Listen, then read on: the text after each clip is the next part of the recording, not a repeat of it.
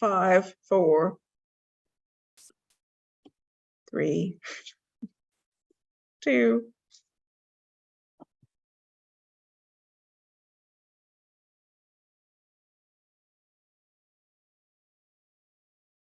We are live.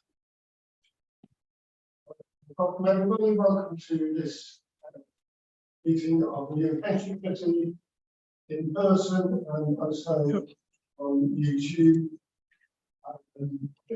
Start off with doing some brief introductions. Come around the table, start with myself. My name is John Gray, I'm the Councillor of the West Ham Ward and Chair of this committee. Thank you, Chair.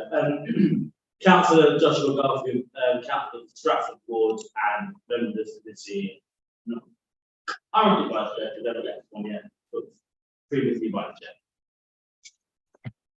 I'm Andrew Ward. I'm the Deputy Director of Finance of Steve Wild and Pensions and Treasury. Christine Alsasser, your clerk from Democratic Services, London Borough of Newham.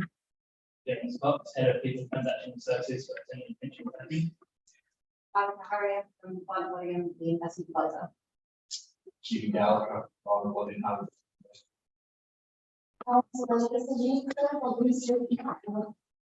Councillor Robert and Councillor Fabian Thompson.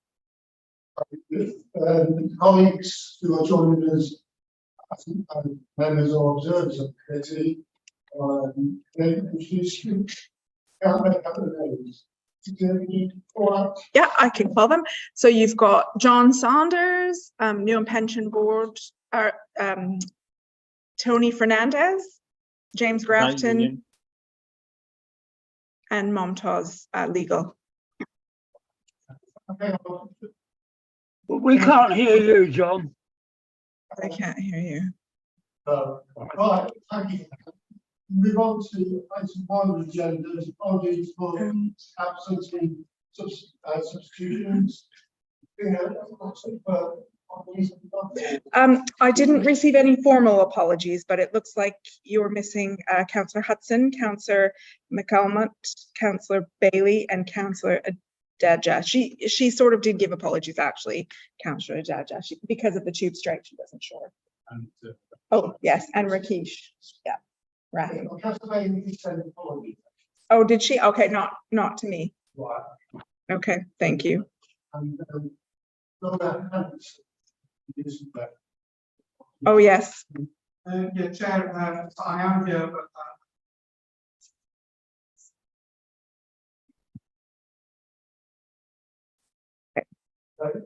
and I'd like to respond to a couple of these. Been chasing my desk down. Who have not sent apologies. Right, okay. Moving on to election of vice chair of the pension committee. This is an election the councillor, total member of the committee. And I'll have to pick up on Josh.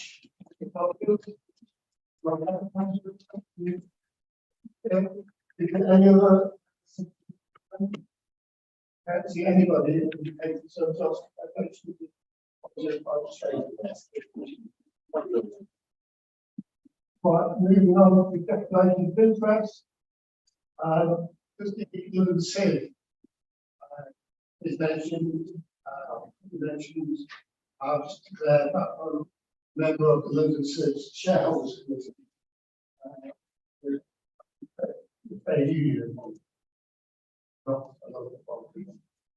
Any other declarations of interest? Got the sound one, people members of the right.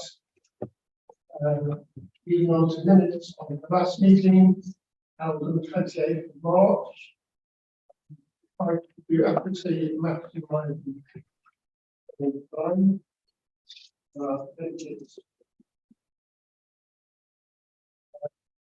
Page 11 of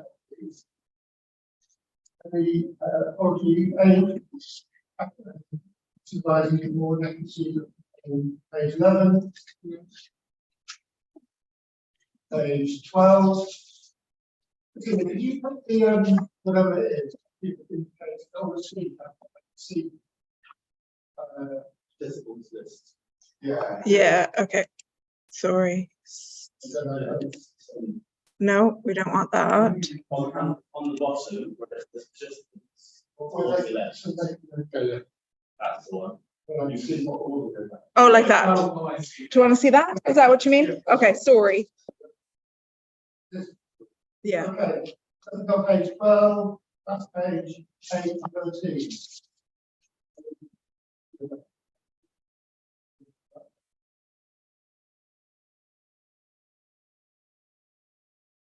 Then the commission, I really think about just so we can take opening 8 before opening 5.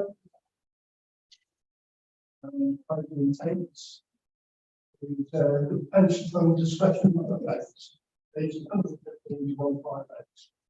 And definitely will be done for. Okay.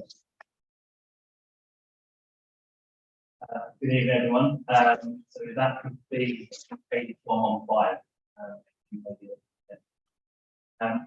So London Borough of Newham next time requires to have a list of employees of authority discretions, which are basically rules that the local government pension fund sets out that basically the fund can make a decision on how it's applied. So there's varying degrees when it comes to rules around how you set the banding for employees, how you work through abatement, which is the second part of the paper. So essentially the first part, which is detailed in Appendix 2, is a list of all the proposed changes. So a lot of them are role changes, this years, and it's just trying to just clarify a couple of the discretion we had in place. The larger part of this item is around abatement. So abatement in Newham is set that any member leaving or former employee who leaves Newham and receives a pension needs to get another employment from another local authority or employer allow the local government pension scheme would be eligible to have their pension reviewed in line with the earnings against their previous role, previous earnings when they left. So this captures out a number of members, and what we're seeking to do is just outline a change, which instead of having a flat rule in Newham that everyone is abated, we're looking to kind of soften the administrative burden around abatement and actually limiting abatement to help year ones and members who have taken the deferred pension payment. So essentially these members would be receiving an unreduced pension on the basis that they meet the criteria that they won't be able to gain from employment at the state pension age. So that's what we're proposal to have that change, and then this would then also impact anyone who's actually taken early pension and then have their pension reduced just because they've received or gained employment from a new employer, and they can find new earnings and pension that way from their new employer. So it's just a way to reduce the admin. There's a lot of the time that admin actually coverage checks.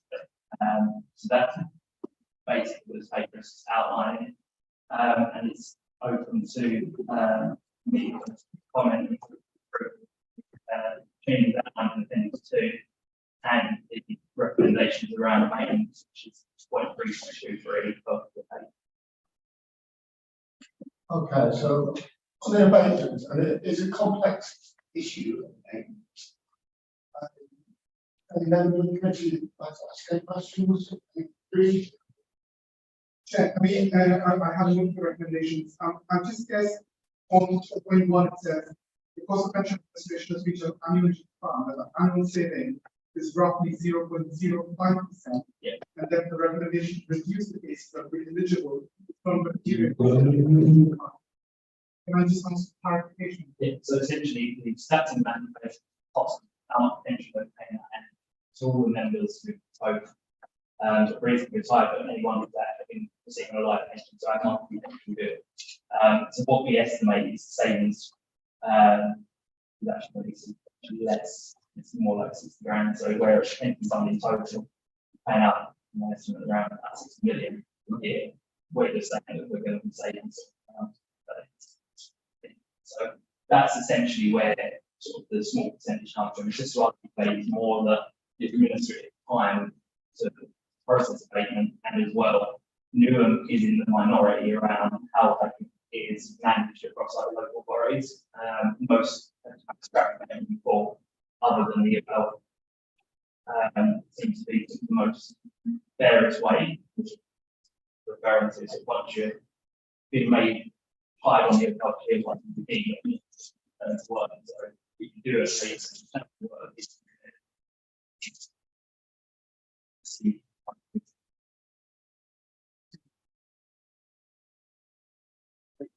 with reference to appendix 2, take a look at point 31 members, the award of additional pension. I'm curious, it details council money award additional pension on an individual basis. Yeah, and only where the split operational financial advantages get by the council doing it. Just the benefit of those that maybe in the public. What for example, the council would be financial benefit by awarding additional pension? This discussion is one that we have to have overall that we would have a mechanism to actually award it. It's, you can't say we won't allow it under this. You have to have a discretion. It's worded in that way, basically, so you would need to kind of get the benefit really is actually trying to attract the right candidate. So a lot of an example of what council may do, and I'm not saying you do it, but what potentially is the most effective is the golden buy. It's almost you're trying to attract someone instead of providing a payment to attract someone to join. It's a case like you give additional pension on top of it. It's almost it's an incentive, but we haven't paid anything like that. But in relation to discretion, that's what that is worded is that there is an option for But in layman terms, you might say it's a recruitment process. yes. Thank you. It's like some contacts, and banking used to be a big issue many years ago. Especially when you get any years, you probably got the pension, and you get lost. Rather than get any years, significantly increase the pension, displaying the jobs of local authorities, and that's how unfair those checks. So we will.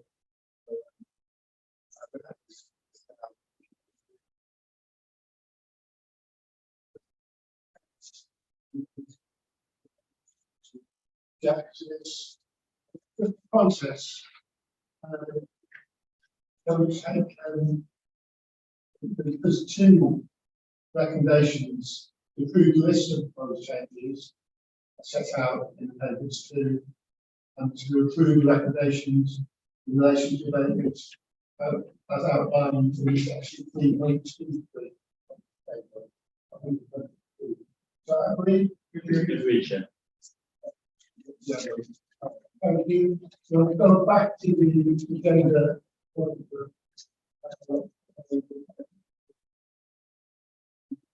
More please stay and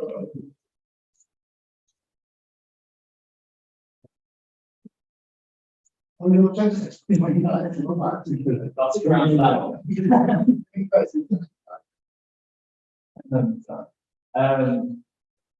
So yeah, good evening again. So here's the second paper of our pension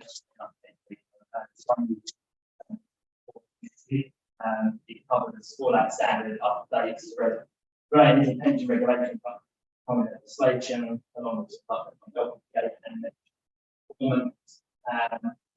But in addition, I will be seeking approval on my three documents, pension administration strategy, data improvement, and update reports and reference. The first one to stick off just with that standard legislative update. FEL's the only one out of it. And that's just the outline of the consultation closed on the 30th of June. This consultation is basically looking at the impact of McLeod and transferring in the pension fund. It's one of them where it would be a case of how it can be valued when it comes into it. So the unfortunate thing is that it's hard to ascertain costs attached to it because we won't know what will be joining the fund at any sort of given moment. So it's just something to be aware of when we get the results of the consultation and any further update on McLeod, which is progressing, and then we get. We're working very hard on sort of our data quality, and we'll be updating. It's going to be standard item until it's up and running. Updating. Okay, can you just do a one paragraph explanation about this? One paragraph. So McLeod is the underpinning regulator where basically when the local government pension scheme is basically looking at the final salary scheme to move up to fair pay, it would look at members who had 10 years before they were retiring to actually look at the last 10 years to get the most pension. The McLeod outlines that it was discriminated on a major basis, so that people who were younger who were not necessarily high pension and not the value, the pension value at the same rate that someone who is supposed to retire and getting its value. It's more of an issue in relation to supply service than it is for the government pension scheme, but that probably is best in the short explanation I can give about it. Absolutely fine at the times. Next up is pension administration strategy. Can you just remind me what pension dashboard is? Oh, pension dashboard. So One paragraph. pension dashboard. So that is basically a government incentive where it's helping individuals keep track of all their pensions. So all pension funds, private and public, will have the client pension dashboard, which means that all the information for its members' pension is stored locally on a system basically. That's what LPPA is working on. And so eventually you get to the time when you'll have an you'll be able to see all your various pensions in one place. It's not all those Thank you, Chair. I recall when I was last at the PSA conference, one of the junior ministers, or maybe it was somebody who was in the third, came to present the British dashboards. And there was in the presentation a deadline to which local authorities have to be ready to integrate the NEST system. Am I remembering that correctly? There is. To do that? Yes, from my understanding, we are on track. I remember that, but I didn't say that. I won't. Yes, as far as I think you've got.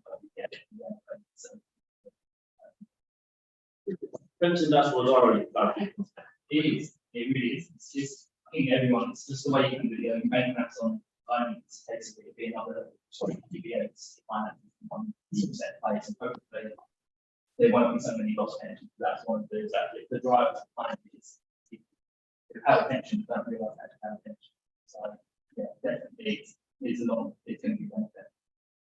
Pension administration strategy. So this is the document PPR recommends, and it's basically a way for funds to improve kind of performance of the funds for the employers. So it's basically ensuring that there's compliance with work and engagement between employers and funds in order to drive performance subsequently. So kind of the objectives of it is employers and their payrolls, good work relationships, improve efficiencies, work in relation to the regulations, improving communication. So it's basically not what you should be doing, but it's how to actually improve and almost the escalation routes. An example, you get in a year, and all employers need to submit their year-end member stats by the April. If they don't submit it by the April, you can start information. It's introducing the pension administration strategy. If money don't meet their time, we haven't necessarily got that. should be doing. And that's the we have a consultation with employers and all the time to approve it. The second document looking for approval is the next item on payment by the claim approval plan. Another strongly recommended item from the regulator on this basis is how they manage. So it's really improving between one and the other about how we store and use data. And it's just improving. So it's basically looking at ensuring that all members have their email addresses, because that then help them access the pension online system. It's how we attract the information, but it's how we keep it, how we use it.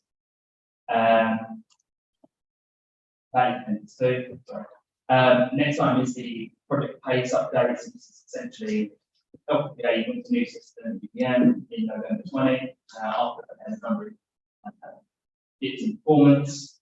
And this is essentially just an update to say that we're still meeting funding, casework, and there has been improvements made. Performance is getting closer to the SLAs, but we're doing a lot more digging around quality, because SLAs are one part of the process, so we're actually doing that reviews.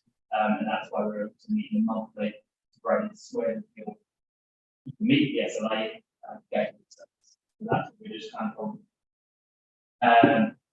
we also just want to flag pension points, so that's the online service, essentially where members can see what their pension is held with the pension fund, and they can do various calculations such as the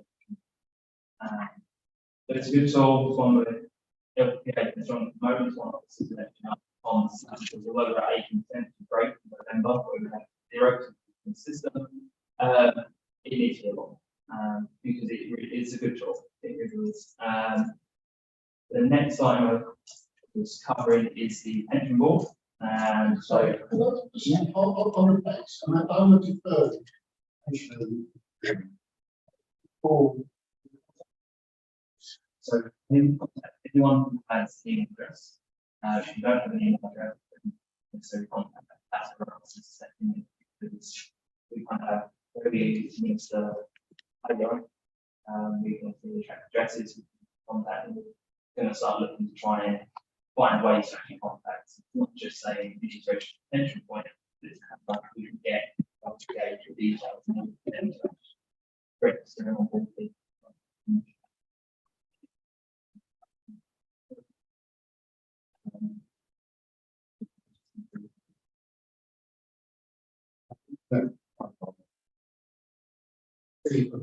Target 95%. When they I know that you're having fortnightly meetings. So when you're going to hit the target, and what incentives are being brought so that they actually do hit the 95%? So you're meeting yeah, so it's the monthly kind of meeting that's actually standard with them. As far as actually achieving 95%, it's not hitting a number of areas. The idea was that they were going to aim to be fully on their SLAs by the end of quarter 3 this year. However, I think that's doable. I think it's more of a but yeah, as far as actually incentive, we've got them contract. So it's essentially, we don't feel that we're getting the best service from our members, then it is a case of talking about performance and options. But I have to say, we're not necessarily at that stage. We're looking at any new system. I can assure you it does take time to get back to where you want to be. So you have prioritized the most important things. So around the time it's actually get something to potentially payment. So we're meeting the not more important stats, but the ones that suppose we back down the priority. You'll help cases, time cases in priority. I think that's probably a good idea that that's yes, and we expect, There should be fine. There should be a target date. They don't need a target date. The contact maybe should focus smiles. Yeah, it's the difficulty we've got. That contract there, DPA is a shared service agreement. It's not private. Don't have that. Then shared service. From essentially some money. Few projects we did go down. So as far as actually our interest in trying to get better, we are closely working together because that's the nature of the arrangement. That's how the posture works. Yeah. So as far as actually just in our interest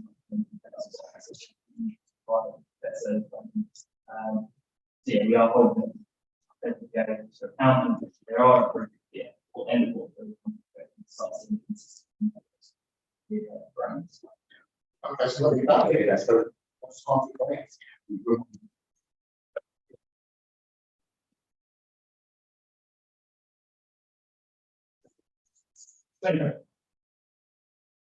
Ministers.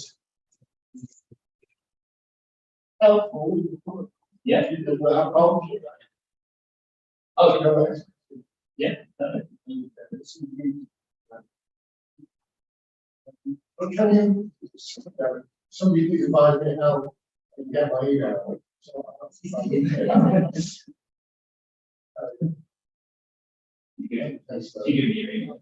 Yes. Pension gold and reference. So this is so firstly the working amendment 24th of April, this was our again this is the session for all members to agree their annual report to agree and for essentially what they want to be looking at the year ahead. So that's the draft. The final one, a later draft on circulate and I hope to get a final one in August, ready for presentation at the next committee. Hopefully, the chair of the board will be presenting that final version.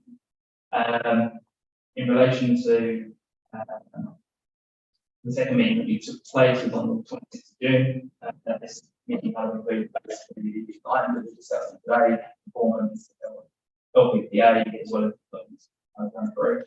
But we talked around terms of reference before. At the moment, there's a member shy, a member the member side, and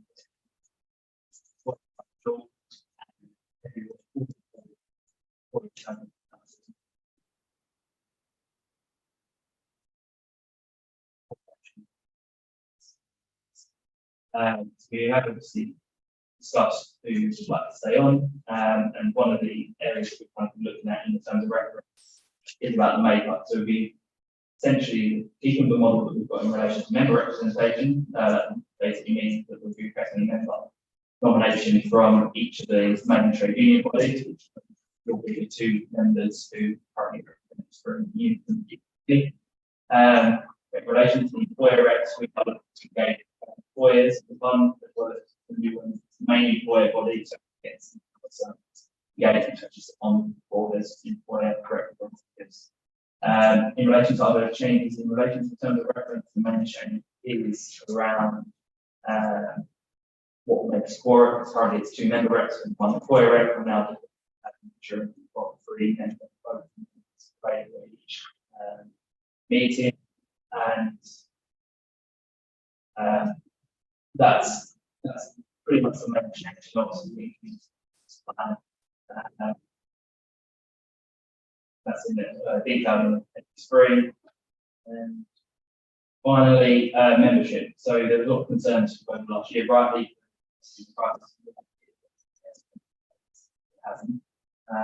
Speaking around the OTA, it's benchmark across the government pension schemes to see numbers due to the way that various funds membership rates. I've been able to confirm information around confirmation that there is no job, but definitely it does appear that across the fund there is not a large reduction in membership. And the Newham side, it stayed relatively consistent. Obviously, last year we had the enrollment change, obviously up membership numbers, so down again, but we're looking to kind of bounce back. So now we're about the 80%. They are great fund, and we're looking to try and do more, just maintain numbers, just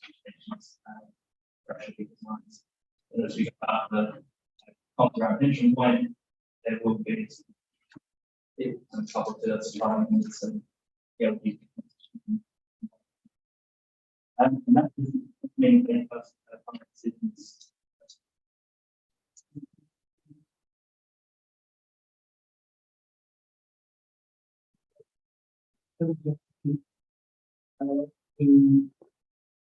Through the habitat strategy, through the data improvement plan, with appendix 2, and to improve the updates in terms of efforts to develop pension board. Appendix 3. Is that agreed? Yes. So, move now on to slide 6. Basically, we look at the Thank you very much, Chair. The purpose of this report is to bring recommendations, note on recommendations from the budget and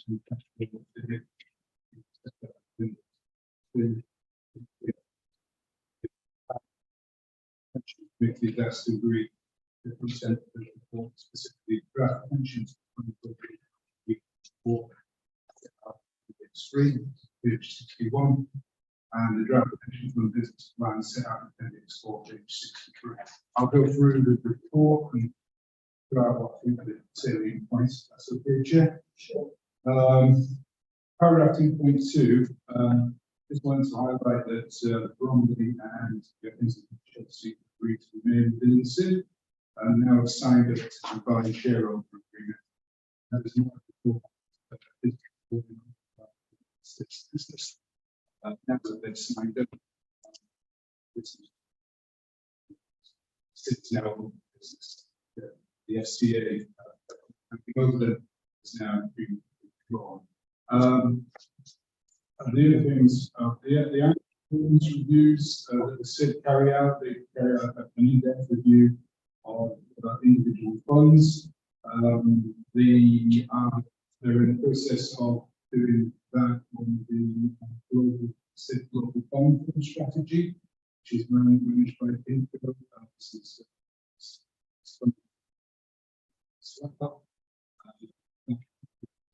And we did ask him over exposure to potential and to companies risk. They said that on funds from exposure to Thames Water, very similar to what we have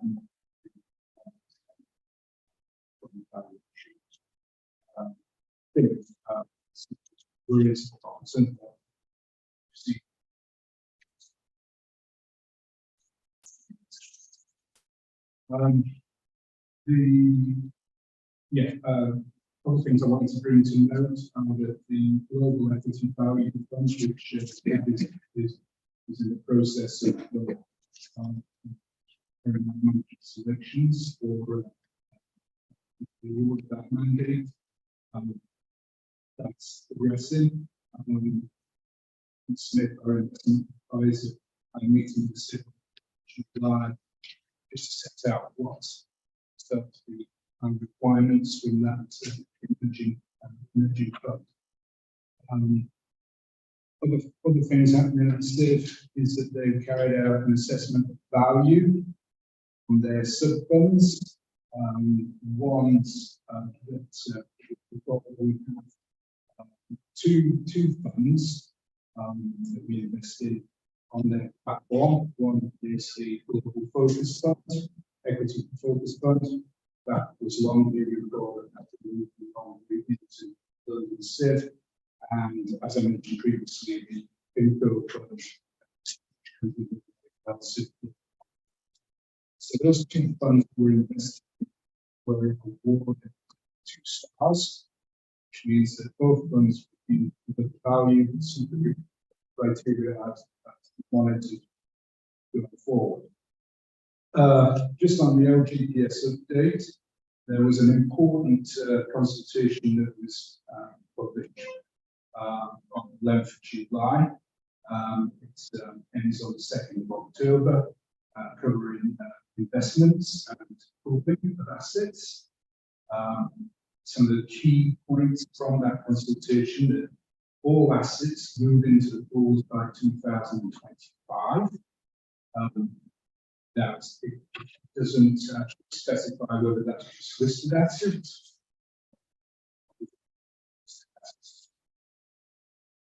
I think that was deliberate. We need some clarity on that. Let's move to the liquid assets. G, that time scale.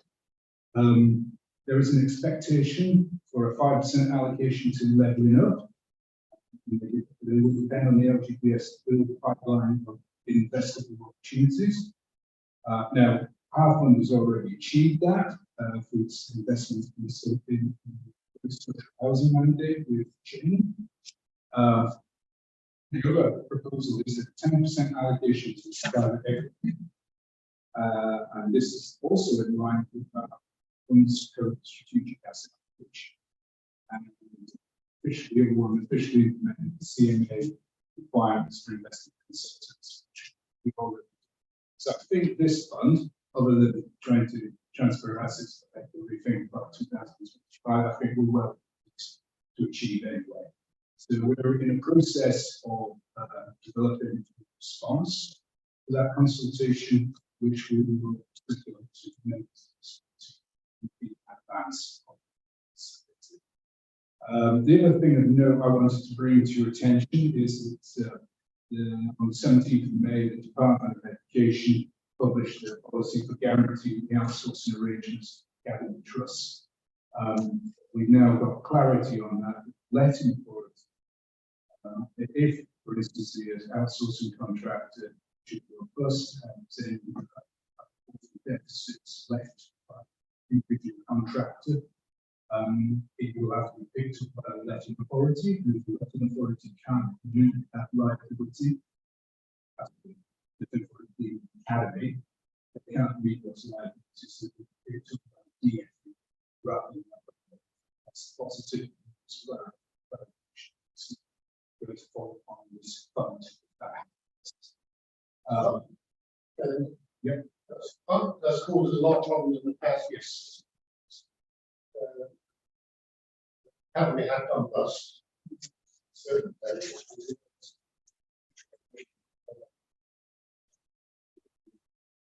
and I believe it's also the respect to 2013, so we're looking back to see whether or not that particular facility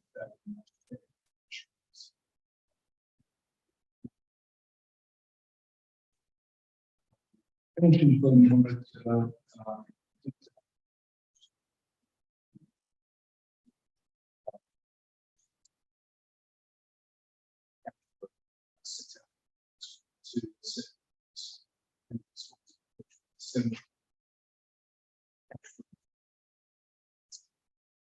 budget where we're focused on budget and cash flow.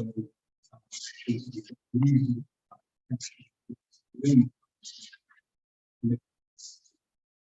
don't see. even speak a little bit. Yeah, sure. So that leads me on to the draft pension budget for 23-24. That's set out in Appendix 3, page 61. Take any questions on that. And then I turn your attention to Appendix 4, which is the pack, which is the draft treatment plan for 23-24. And that identifies, well, it's a review of the year 23 previous year. And on page 77, you've got the key tasks set out what we want to cover over the course of the year. Start proposing 3. The appendix 1 sets up, tabulates by orders. I think the big things that this committee will be looking at is that pooling progression, that consultation that we mentioned previously, Some of these we've already covered, like the discretion policy and pensions administration strategy tonight, and preparations for the task force and climate-related financial disclosures, TCFD. We haven't yet got guidance on that. That was expected earlier this year. It keeps getting pushed back, and therefore with it, the timescales of some organization. Soon as that, we think we're doing quite well in terms of preparing for that. We'll see more of that next week in the meeting. I don't think once that guidance is published, we don't think there'll be any surprises. We will also cover rebalancing the private equity portfolio in this particular meeting, and also we set out in the report a member training program. Consideration. There will be the usual refreshing policies like the ESG policy, which includes the briefing engagement. We agreed in March. We're going to go outside. So that's the business plan. Recent and forthcoming events on table 3, paragraph 7.1. The big event is the CIV AGM, which was held on the 18th of July. Councillor Garfield did go along to that. You may want to say something about that after I finish. Yeah. The ELSID Annual Strategy and Responsible Investment Conference is due to be held on the 4th to 5th of September. That's a big meeting for a big flagship conference for the CIV. So it'd be good if we get some attendance from this committee at that meeting. And Chain arranged a visit to social housing Monday to the Poplar development in Manchester, and lay on the trip to take up with there on the 13th of September, taking around exciting development in the centre of Manchester, which is to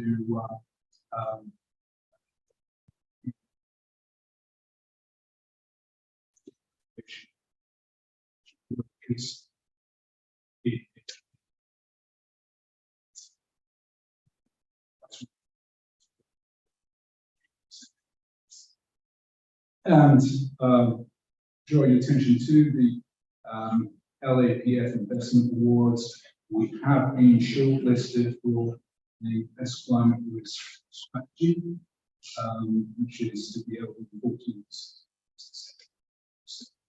welcome people to come on. And that includes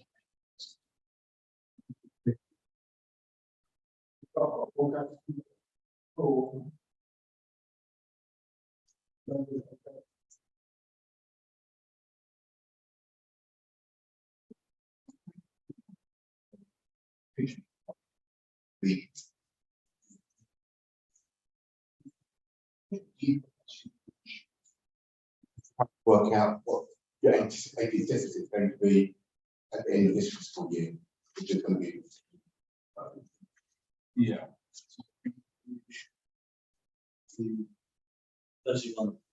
Okay, right.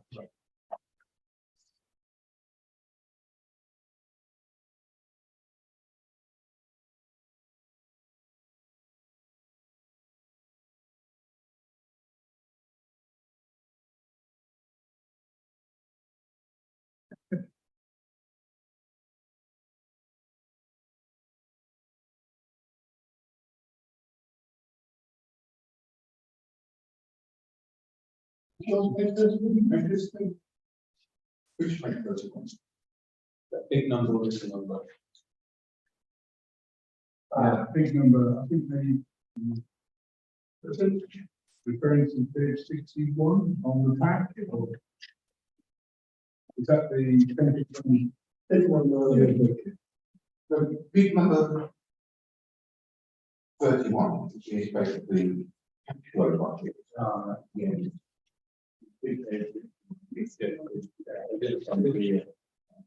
Yeah, we get budget. On page 7, you historically, I'm just trying to work out what you anticipate. surplus deficit and balance sheet's going to be. Yeah. Okay, well. If you haven't got it, you haven't got it, it's over now.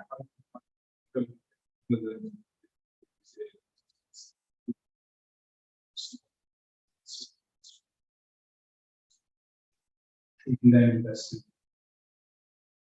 Then, So that's that. Well, so so it's going to be ethics and liability. So there'll be further. If you haven't got it, you haven't got it. no. But what I don't know is what our investments are going to. Sorry, is there something? I would.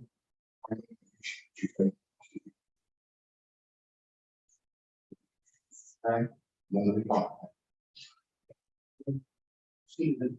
No, yeah, okay. No, what we do try and.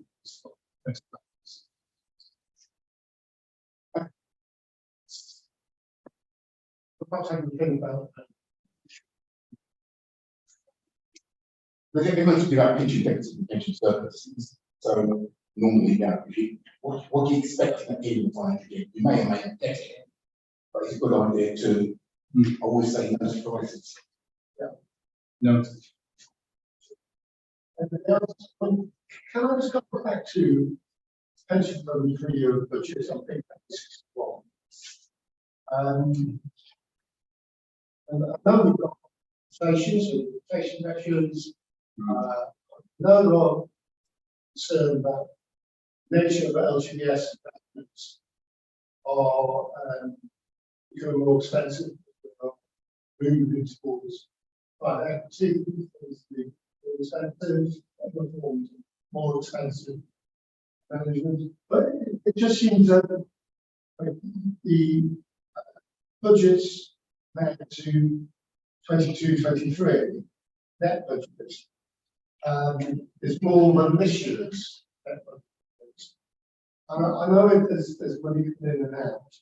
In a face value is grappling enough good news. But I'm just surprised that there must be reasons for that. It's just not very clear. Some budgets have gone down, some have gone up. It would appear that the 25-26 budget is going to be significantly less than the 22-23. But that's not misleading. no, I mean, lots of variables in this. We don't, for instance, know levels of transfers in transfers out. That we predict. So time.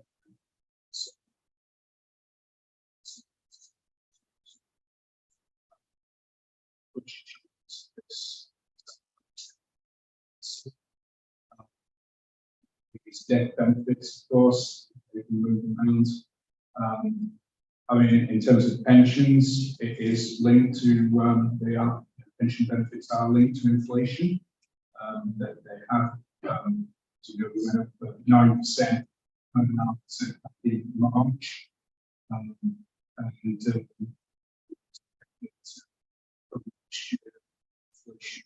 We have this on this year. Yes.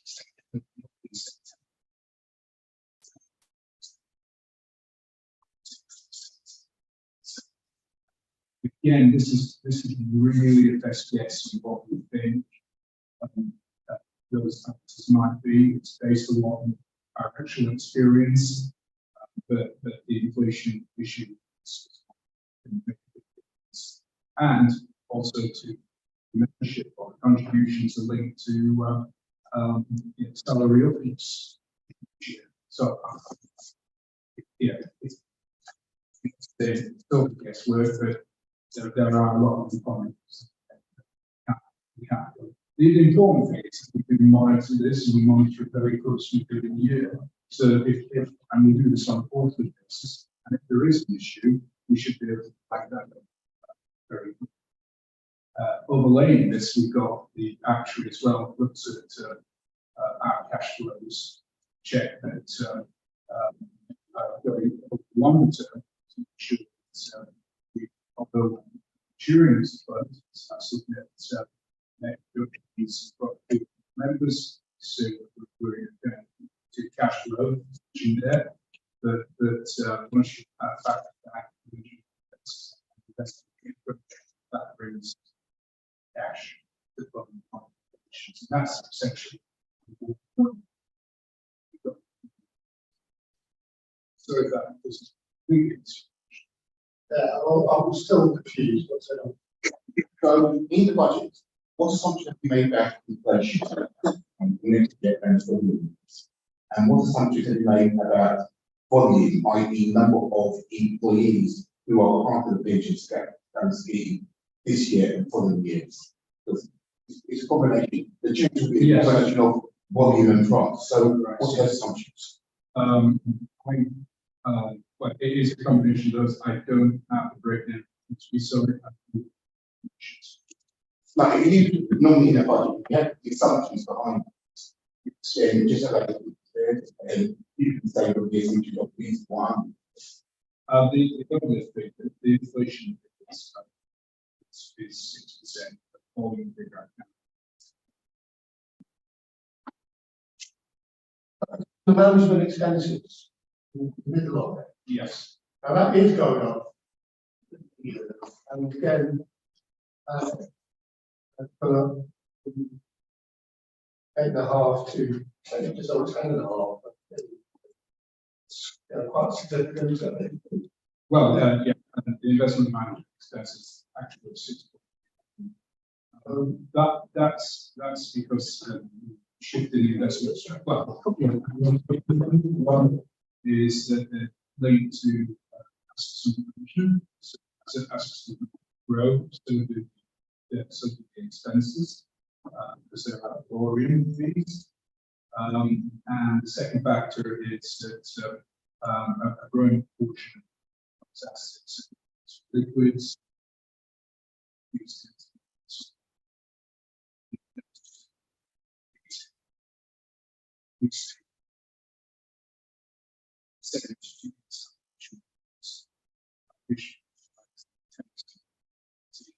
that is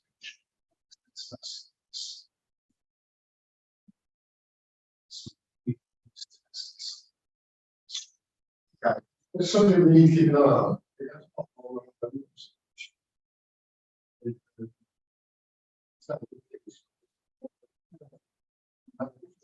on. I think that will be. Okay, anyone else?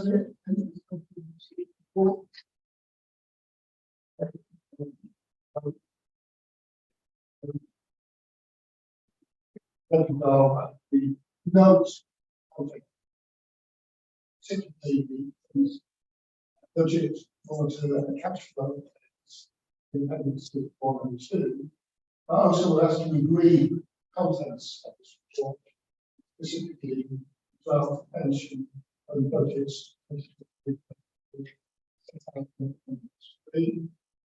And also the draft pension and business plan.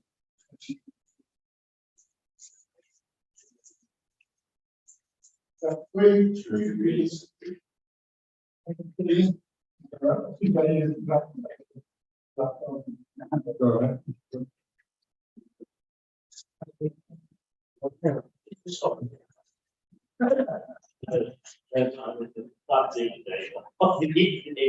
But I did attend the London Civ AGM last month, earlier this month. About pension committee here. We voted in line with the recommendations from officers essentially to receive the company's annual review and to agree the third auditors to continue being Deloitte. Couple of things to note: it was deemed out as the intake program. There was a real positive response in his first year and the fund's performance. It reflects in the notes in the report, which agreed about Bromley and Kensington moving into the direction of this year, something we were historically quite skeptical of, and made sure that we only did in line with our policies as a committee, what we had previously agreed, and that's been well put into. There was particular praise with regard to the sea protection, climate action and sustainability policies, and their aspirations and interest in investing in such value assets as well, like sustainable housing. We've talked at length with this committee about the prospect of the pension fund investing in sustainable assets, and that is something that is prioritising, and they've actually put together 2 funds that are specifically sustainable mobility targets. There was discussions about the CIV utilising floating blocks to meet the investment priorities, and one example of that has been that the CIV, actually along with the Church of England and Nest, all voted against the Shell chair at their AGM over the years. Between those 3 organisations, the CIV has been equivalent to tens of millions of pounds in assets with them. But otherwise, the AGM was relatively uneventful, but we continue to be course in our with the CIV policy and working quite well. Thank you. Any questions? Move on to 6. Oh. Student Stephen. Yes. Thank you, Chair.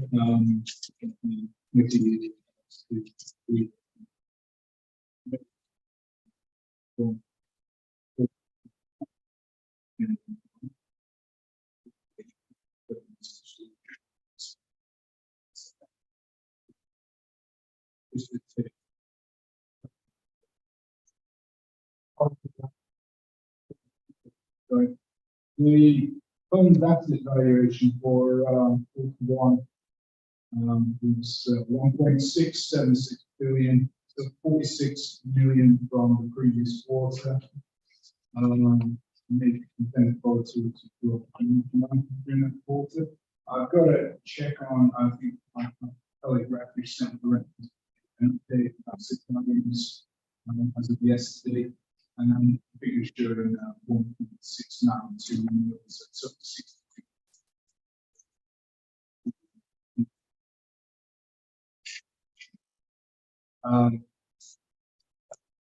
The details of the investment performance is outlined in Appendix 1. And I've got 2 here for Arne Waddingham, who will take you through that report, highlight any issues with you.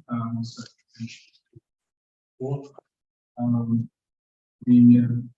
I should point out to that we've got the members area link, which links in paper. Look at that. So we've got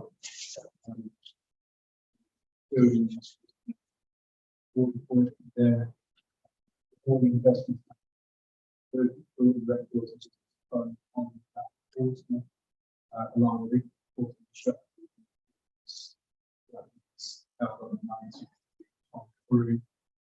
and in addition, the business update and the back presentations.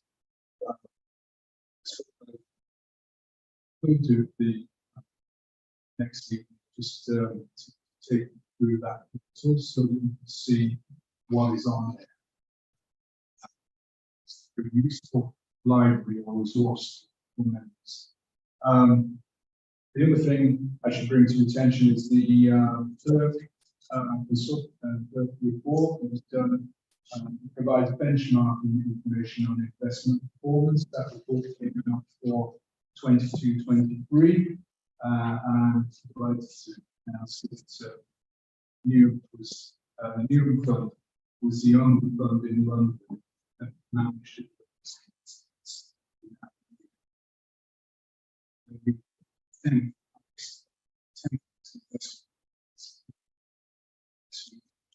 But of course, we are long-term. We look at long-term investment, not short-term performance. Even if you look at long-term, then we've been in the top 4 by performance in the last 10 years.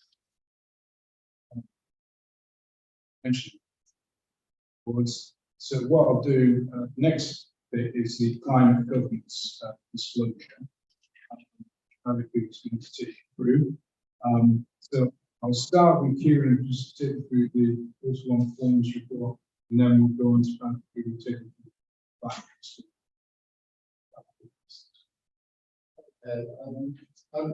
No, I've been complacent for a moment. I offer the advice for,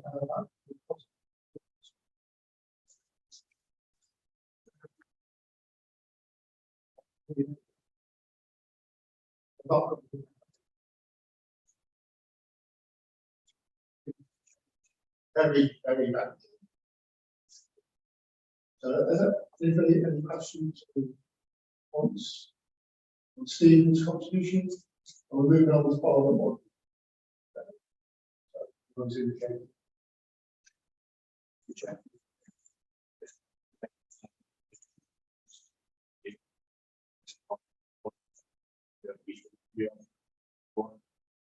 Give a brief overview first, and then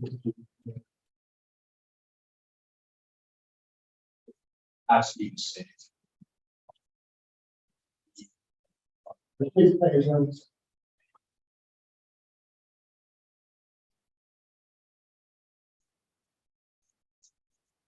so the fund and so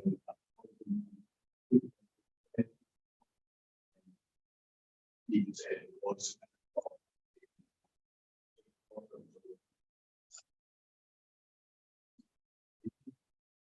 one to ascend was the Belgian Palestine Exit Fund.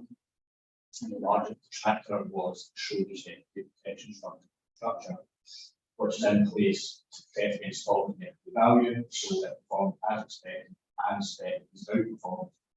They have taken some, so they take some funds off the top. And the income portfolio did return a negative return of 0.4% over the quarter. And this was primarily caused by the negative performance of the CBRE property fund, which is primarily because of wider market conditions as we deal with inflationary pressures and with rising interest rates. And the gross portfolio produced a positive return of 4.3%, despite, as I've already mentioned, including some of the banking sector and continual higher than expected inflation rates in the UK, as well as other places. The income portfolio continues to distribute as it should.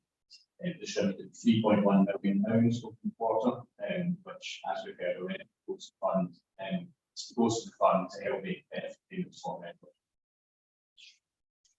Also, over quarter this year, we met with the majority of the fund's investment managers to discuss their ESG engagement policies. We had very good meetings with most of the managers. Over the next few weeks, we will meet the rest of the fund and continue these discussions and continue to highlight our focus on sustainability and funds investment. Over the quarter as well, the investment, equity protection structure was rolled, as we doing a good job in that regard, and it continues to be of the scheme. We are also in discussions over an update of the currency protection structure, which aims to hedge movements in currency rates. Over quarter two, we had further discussions on the scheme's asset allocation following these discussions to the point of new aspect in management alongside focus on review on the need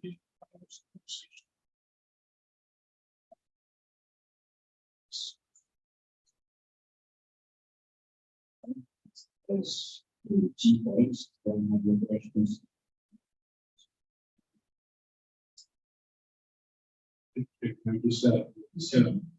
Somebody's mentioned CPI rates. So because CPI is so although in rate terms,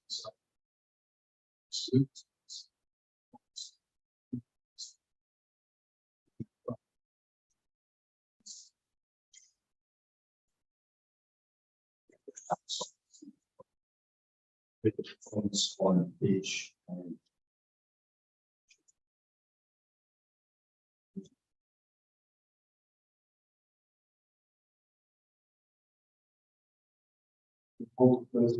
Yes, page 103, and the short-term performance for private market funds is hard to calculate for managers because of the nature of investments. So a much better metric to compare as of these funds to pension long-term. So we would have something for 3 years at the first part, and majority of the funds are out for benchmark and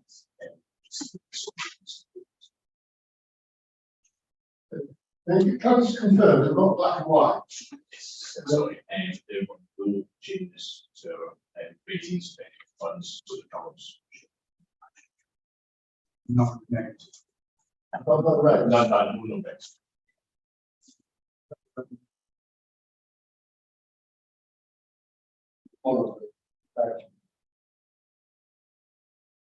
Right. Just one question. Two things. One, obviously, each portfolio, and it has the big on bonds and property, given that the interest rate environment has changed from where we were post 2008 to now. It seems like we've gone back to where we were pre 2008. And that's not a figure that I have to make, but I have to. I'm just curious, during the autumn colour of the some of the worst numbers. Yeah. Bonds.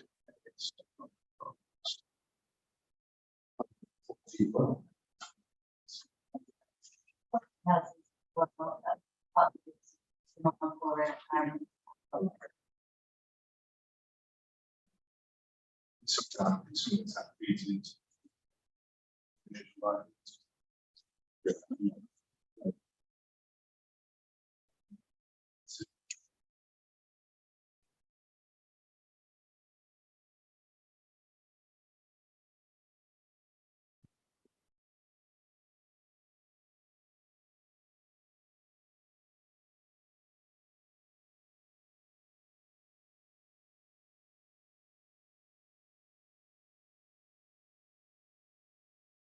I know.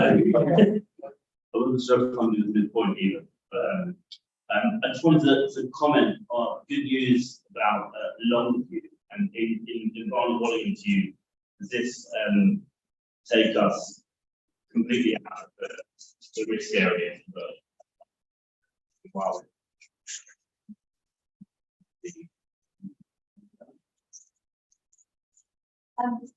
Yeah, I think so. So, you know, I think, yeah, I'm just not. It just does. Sick. Having took it down. Yeah. I think, yeah, it's still.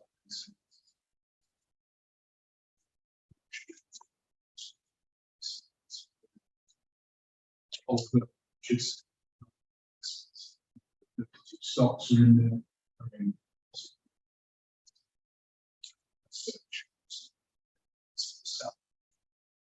so bonds is good.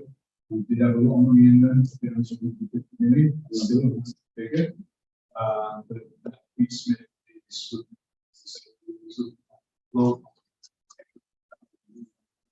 Cities create, because there is no.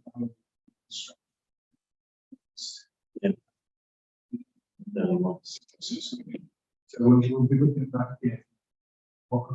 Down the line, stuff like business plan is to look at service to equity review and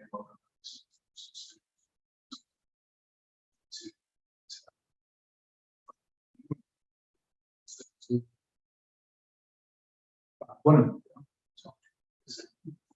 It's an interesting point because obviously we reviewed the ESG policy last in the first quarter of this year. And there's nothing on the risk register for any of our funds with regards to ESG. But what might the London City be measuring if we're not measuring the long view for them and slightly more of course than we have? Yeah, I think the fees are quite high as well. But, we will, you know, close contact with the SID, carry out the SID.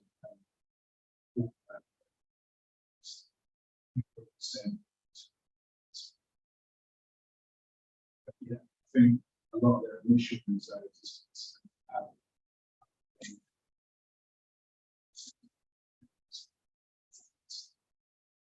sorry, yeah. We've done a lot of work to get this funds. Should we show session? Please.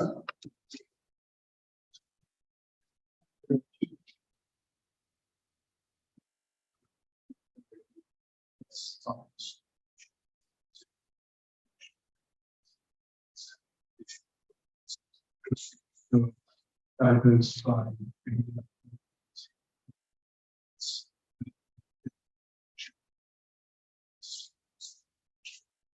I think we're doing all the right things.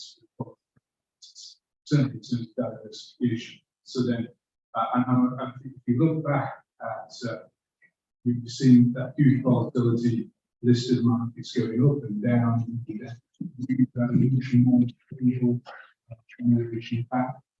We've got to see like this.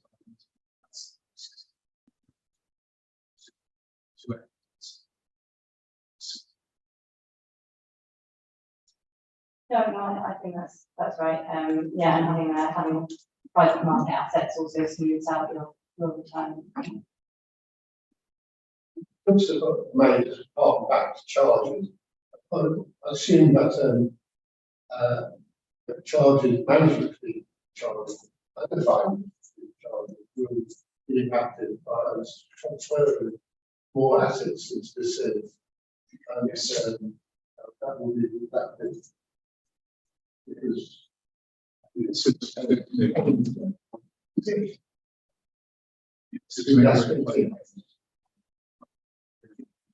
down.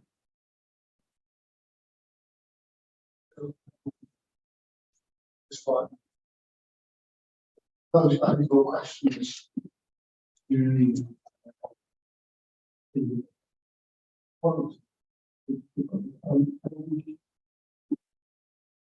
Well, the next step, we read about. Yeah, so we will do it on having a plan for considering climate change and ESG, and that includes TCFD, task force for climate related financial disclosures. So the TCFD is basically a framework for climate risks and opportunities. I mean, it's something that the larger private entities are already doing, and we expect it's going to apply for government pension schemes in 2024 2025. The kind of final output of the TCFD is a report that shows how you kind of how the scheme has been looking at climate opportunities. But that report really is sort of the culmination of a lot of work that goes into your climate disclosures beforehand. So this document is just trying to put together an initial plan, and we've got 4 stages that align pillars that are in the TCFD regulations. And we look at each stage in terms of the first one is governance, actually governance place. And we've got people with ESG policies, so you are doing quite a lot of work already. I think the main things would just be to sort of look to assess your board effectiveness when it comes to climate change, and also just identifying the questions, just really make sure that everything's been documented. The next stage would be risk management, so really looking in detail at the processes that you have as a scheme for identifying, assessing and managing climate risks. And then not looking at those climate risks in isolation, also making sure you know how they scheme.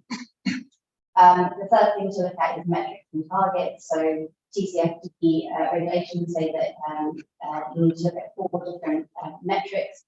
So some of those are emissions, carbon absolute emissions, carbon intensity, and then there's also a portfolio alignment metric. So that is looking at how well the portfolio is aligned with meeting the Paris target.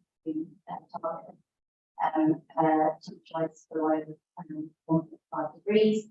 And as well as having those metrics, you have to set a target against one of those metrics. So I think it could be a target for carbon emissions going forward, and then every year you have to measure. And then the fourth thing is to look at the strategies. So part of that is actually undertaking kind of scenario analysis for your investments, and then not just kind of taking that kind of scenario analysis and just saying, okay, we've done it, that's good, but then actually using that to identify the risks and opportunities and things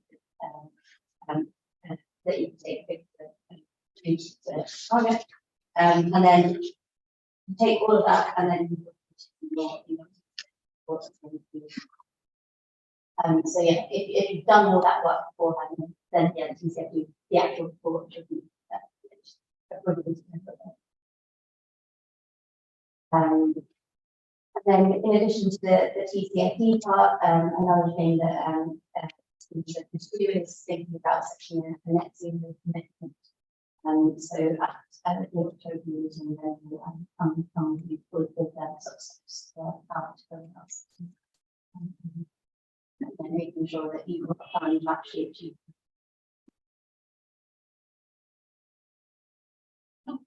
Thank you, Chair. Thank you for that presentation, really helpful. There's a note, of course, at the end of that section would be about making a sensible and realistic commitment to net zero of the fund. I know it's not a right to my suggestion as to when that commitment should be. As the borough commits to being net zero, he caveats and warns that we have limited influence over the carbon emissions of funds that we invest into and the firms that operate to generate those profits. But he doesn't say that can't do it. No, that's right. You can definitely engage with the funds that you're invested in. It's just, yeah, you don't have control over what. So it's harder for you to make them, reduce their carbon. But a lot of asset managers do have.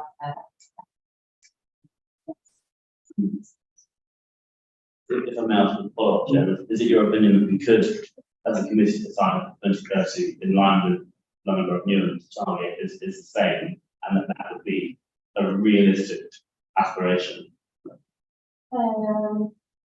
Based on what I've seen, managers do, I think Thank you. but they are also, we do want that to kind of set interim targets as well to work towards. So yeah, it's something that we can do. Thank you. Yeah, we need to have some thoughts about that. Pensions and pensions in a dead planet, but we're confident of council's wide agreement to net zero. So who's the officer who's leading on this, or is this out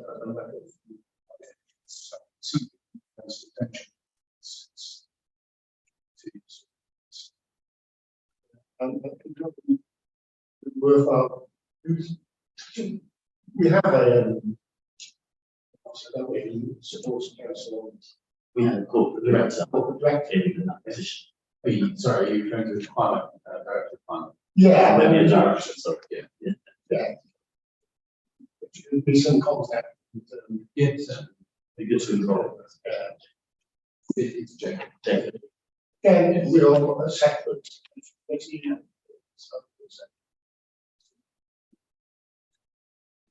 have something really there. So that's one. So.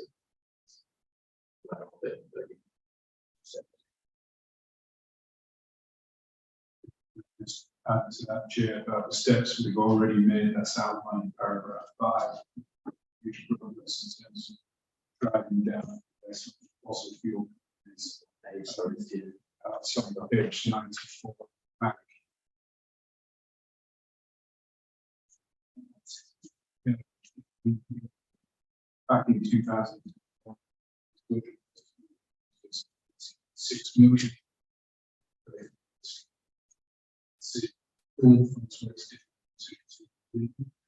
So 4 million out of 1.7 billion. The focus now in TCFD is on carbon emissions. That's what we set out to bring in terms of starting that process of looking at. First of all, to get to a baseline, how much emissions is our going to actually create, and to that end, we signed up to London State Climate Analytics Service. We mentioned mentioned the 4 metrics on emissions. We should be able to get data on that each year, and then tell us then we can set out some milestones about getting that down, what impact that will have in terms of risk and return going forward. If your target is too ambitious, if you said 2030 is your target, then those funds could be forced in a position where they're making huge transfer of assets, and that can create very huge costs. We've also made great progress, I think, over the year to we're invested in energy, renewable energy infrastructure through those private market funds like Indigo. They're going to invest in huge wind farms in energy. We've got we've moved our bond fund into a climate compliant portfolio. That's the Indigo fund I mentioned previously. And we moved all our passive equities into the Paris-aligned global equity funds. When it's Paris-aligned, that's the one now we target by 2050. So I really think we have made huge progress so far. And that's what got us the award, or be shortlisted for, because other authorities, our peers, to make the progress in this direction. But yet we've got quite a bit of work to do this year in terms of getting that climate action. We've definitely done good stuff in the past. This is bringing it to a different level, and probably so it is going to be difficult. So yeah, that's good. Let's go through it. Thank you. Okay. Any questions? So we've got to note the funding investment reports for Corona set out in Appendix 1, and to agree the climate governance disclosure steps and timeline as set out in Appendix 2. Is that agree? Thank you. So we've covered agenda item 8 now. Agenda item 9, we've asked the next number of the media TV cameras to meeting and phones meeting to well, YouTube and thank anybody who has actually joined us tonight. We have to close these letters on YouTube.